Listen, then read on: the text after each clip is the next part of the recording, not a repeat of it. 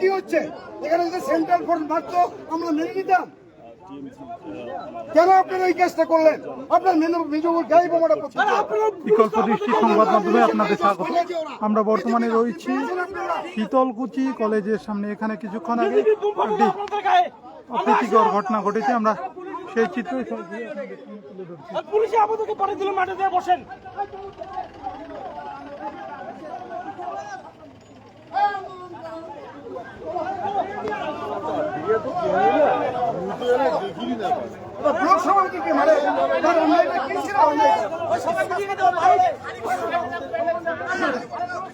রাজ্য সরকারের ফোর্সে মারে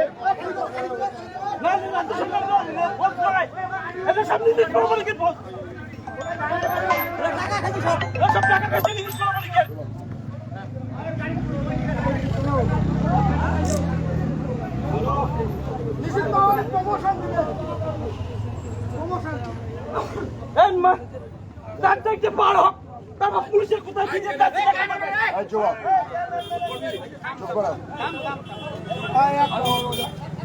আপনাকে তো চিনে না, আপনাকে কেন মারবে?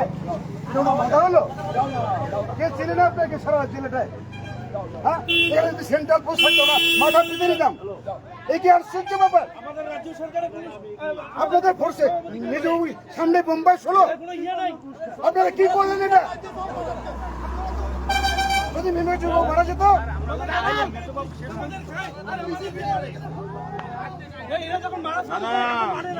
লোক পুলিশের গায়ে বোম মারলো।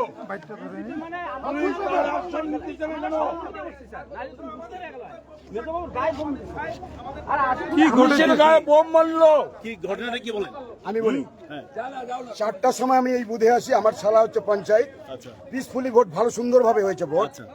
তারপরে দেখি বিজেপির কিছু ছেলে একদম গেটের সামনে, গেট থেকেই 100 মিটার দূরে প্রায় 40-50 জন আমার শালা আমাকে ফোন করলো যে এরকম আমাদের লোক সংখ্যা, ওরা হুমকি দিচ্ছে, আমাদের লোক সব চলে গেছে বাড়িতে ভয়ে, প্রাণের ভয়ে। আমার বাইরে 10 থেকে 12 জন আছে, আর বিজেপির 50-60 জন লোক এদিক সেদিক ঘোরাফেরা করছে পাশাপাশি। আমি আসলাম, আসে দেখি তাই ঘটনা। আমি কোনো রকম কথাবার্তা ওদেরকে বললাম না। মেজবাবুকে ফোন করলাম, মেজবাবু এই ঘটনা 246 নম্বর বুথে এই চলছে পরিস্থিতি, আপনি কাইন্ডলি একটু আসেন, নাহলে বুথটা তো ভোট ভালোভাবেই হচ্ছে, ওরা একটা গোলমাল লাগানোর পরিকল্পনা করছে। আমি মেজবাবু বললাম আমি চলে এসেছি, আপনি কোনো টেনশন করবেন না। 5টার পরে পরে সন্ধ্যা হতে হতে চলছে, ওদের তখন 100 থেকে 150 লোক বেশি হয়ে গেল। এটা আমি খবর পেলাম। মেজবাবুকে আবার ফোন করলাম যে আপনার আসার দরকার নেই, আমি চলে আসছি। না, দরকার তো নেই, কিন্তু ওদের লোক তো এরকম হচ্ছে, প্রচুর লোক জমায়েত হয়েছে, আর আমাদের শুধু পুলিশ এজেন্ট আর 2-4 জন আছে ভিতরে। এই হচ্ছে পরিস্থিতি। ইন দ্য টাইমের মধ্যে আমরা বোমবার যখন হলো, বাড়ির থেকে আমি শব্দ পেলাম, বাজার এখান থেকে 1 কিলোমিটার, বাধ্য হয়ে আমরা ছেলে পেলে নিয়ে দলের কিছু কর্মীকে নিয়ে হাজির হলাম। বিজেপির কর্মীরা। কটা বোমবাস হয়েছে? 4টা বোমবাস হয়ে একটা তাজা পাওয়া গেছে। এরপরে আমরা আসার পরে মেজবাবুকে বলছি, মেজবাবু কি ব্যাপার, আপনার সামনে বোমবাস করে পালিয়ে গেল? উনি বলছে যে আমার অল্পের জন্য 1 গজ বা 1 মিটারও দূর নয়, তাহলে আমার গায়ে বোমটা পড়তো। তারপরে তারা হল্লা চিল্লা করলো। বলে এটা কি কখনো মানা যায়? বলুন আপনারা সাংবাদিক বন্ধুরা। পুলিশের কি ভূমিকা এই মুহূর্তে? পুলিশের ভূমিকা ভালো নয়। মিনিমাম 20 থেকে 25 মিনিট পরে এখানে 20খানা গাড়ি পরপর ঢুকছে, তার আগে শুধু মেজবাবুই ছিলেন। এখন আপনারা কি করতে চান? আমরা বৃহত্তর আন্দোলনে নামবো, দরকার হলে মুখ্যমন্ত্রীর কাছে আমরা যাব। আমাদের ব্লক সভাপতির গায়ে কেন হাত দিল পুলিশ? আমাদের প্রস্তাব হচ্ছে, যারা এইখানে খাড়া কুচবিহার জেলার শীতলকুচি শান্তিপূর্ণভাবে গত পঞ্চায়েত ভোট নির্বাচন সুষ্ঠুভাবে হয়েছে, আমরা চেয়েছিলাম এবার লোকসভা নির্বাচন শান্তিপূর্ণভাবে হোক। আমরা সারাদিন সুন্দরভাবে গেল। একটা জায়গা আমি বড়বাবুকে বলেছি, আপনারা শীতলকুচি ব্লকে 2 থেকে 3 জায়গায় এরা বিজেপিরা সন্ত্রাস করছে। তার একটা হচ্ছে এই যে এই চেয়ারম্যান 246 বুথের যে বিজেপির মন্ডল সভাপতি আছে খোকন দাস, আপনারা এই ব্যবস্থা দেখুন। শীতলকুচির টোটাল ঠান্ডা আছে। আমরা বলেছি, প্রতিটা মুহূর্তে বলেছি, আজকেও আমি বলেছি, 4টের সময় বলেছি আপনারা দেখুন মপটাকে সরিয়ে দিন। কিন্তু দেখলাম স্যার পাঠিয়েছেন, কিন্তু একজন সাব ইন্সপেক্টর আর 2জন কনস্টেবল, আর ওরা প্রায় 150 মতন লোক দাঁড়িয়েছিল। আজকে একটা বিশাল বড় ঘটনা। আজকে নবীনবাবু অল্পর জন্য আমি প্রত্যক্ষভাবে দেখেছি, নবীনবাবুর উপর প্রায় বোমটা পড়েই গেছিল। 2 মিটার 1 মিটার থেকে 1.5 মিটার ফাঁকে পড়েছে।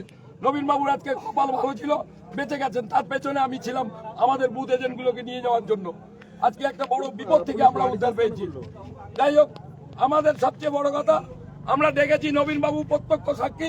নবীনবাবুর কাছে নিশ্চয়ই অ্যাডিশনাল সাহেব শুনে নেবেন আমাদের ভূমিকা কি ছিল। আর কি আমি লোকগুলোকে সব মাঠে পাঠিয়ে দিলাম শোনার পরে, আর সবাই শুনেছে। ব্লক সভাপতি আক্রান্ত হয়েছে, অটোমেটিক সবাই চলে এসছে। চলে আসার পরে আমি সবাইকে বললাম তোমরা মাঠে গিয়ে জমায়েত করো, ওখানে বসে থাকো। আমার কথা সবাই শোনে, কিন্তু আমাদের সঙ্গে কোনো আলোচনা না করে পুলিশ বাহিনী গিয়ে আমাদের বসা লোকগুলোকে লাঠি পেটানো করা হলো। এটা কোন ধরনের প্রশাসন? আমি এটার বিচার চাই।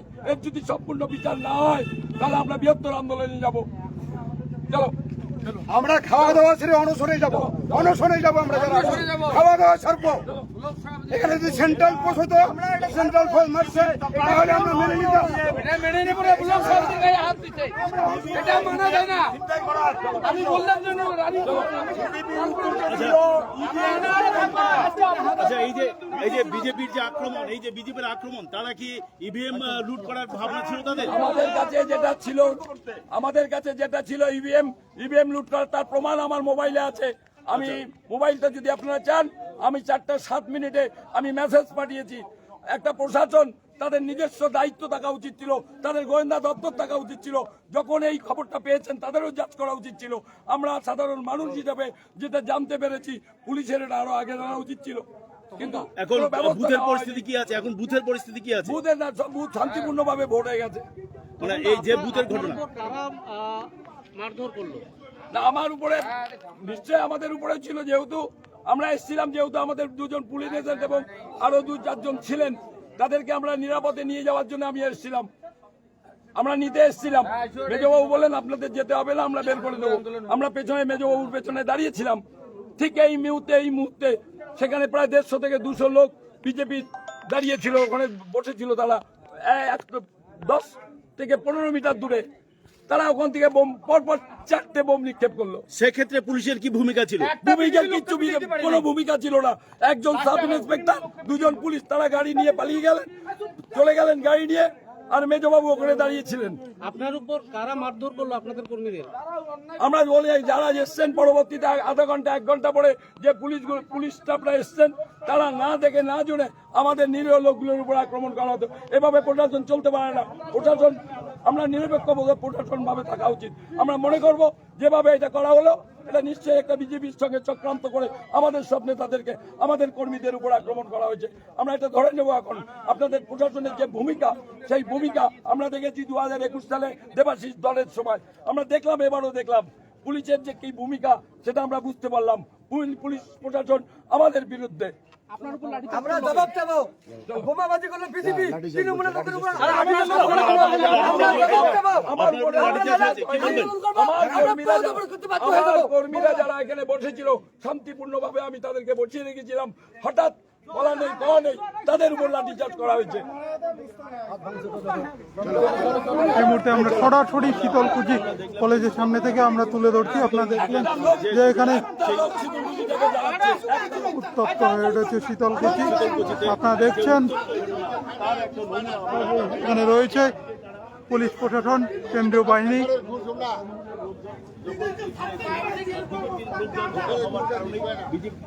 তারা সেখানে বোমাবাজি করেছে। পুলিশের ভূমিকা সম্পর্কে শীতলকুচির মন্তব্য আমরা শোনালাম, যে পুলিশের ভূমিকা সম্পর্কে তার মন্তব্য আমরা সেটা আপনাদেরকে শুনিয়েছি। এই মুহূর্তে পুলিশ এখানে শীতলকুচির ওসি এখানে রয়েছে অ্যান্টনি হর, তিনি তৃণমূল সভাপতিকে অনুরোধ করছেন এখান থেকে চলে যাওয়ার জন্য। আমরা তেমনটাই এখানে দেখছি, যদিও পুলিশ মোতায়েন এখানে রয়েছে। এখানে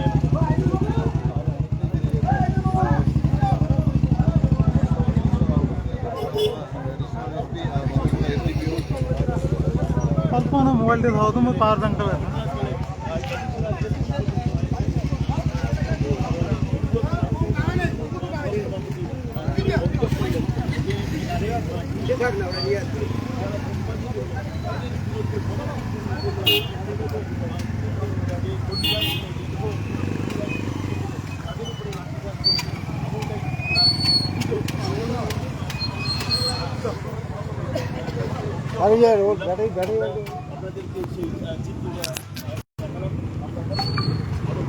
এই মুহূর্তে আমরা সরাসরি শীতলকুচি থেকে তুলে ধরছি। আপনারা দেখতে পাচ্ছেন এই ভোট শেষ হওয়ার পরের মুহূর্তে এখানে উত্তপ্ত হয়ে উঠেছে শীতলকুচি।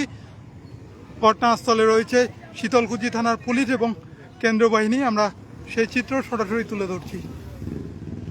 ফের উত্তপ্ত শীতলকুচি।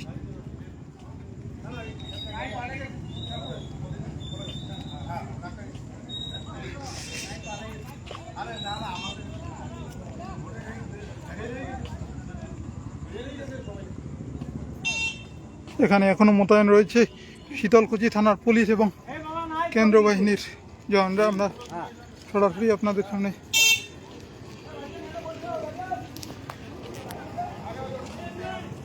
তুলে ধরছি।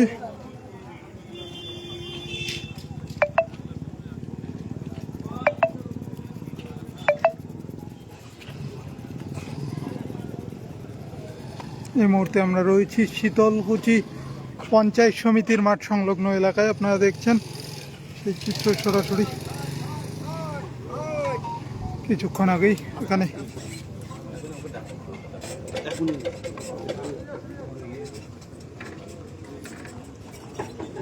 পুরো ঘটনার তদন্তে শীতলকুচি থানার পুলিশ।